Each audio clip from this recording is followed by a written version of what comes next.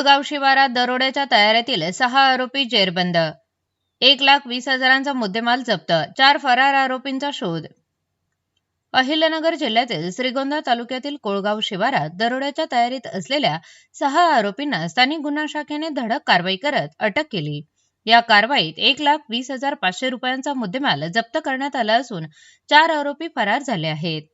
Police अधीक्षक मोमुका सुदर्शन यांच्या आदेशानुसार स्थानिक गुन्हा शाखेचे पोलीस निरीक्षक संतोष मुटकुळे यांच्या मार्गदर्शनाखाली सपोनी हरीश भोये यांच्या पथकाने 29 जुलै रोजी बेलवंडी पोलीस ठाणे हद्दीत पेट्रोलिंग सुरू असताना गुप्त माहितीच्या आधारे कोळगाव येथील विसापूर फाटा विसापूर रस्त्यावर छापा टाकला.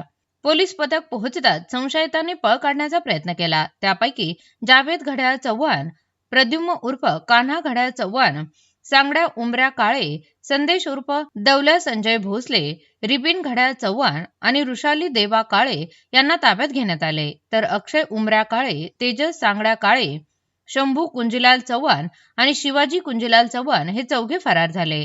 आरोपींच्या झडतीत एक लोखंडी कोयता, लोखंडी पाहणा, मिरची पूड, सुरा, बनावट दागिने व गोल नाणे, 4 मोबाईल फोन आणि 2 मोटरसायकली असा एकूण 1,20,500 रुपयांचा मुद्देमाल जप्त करण्यात आला.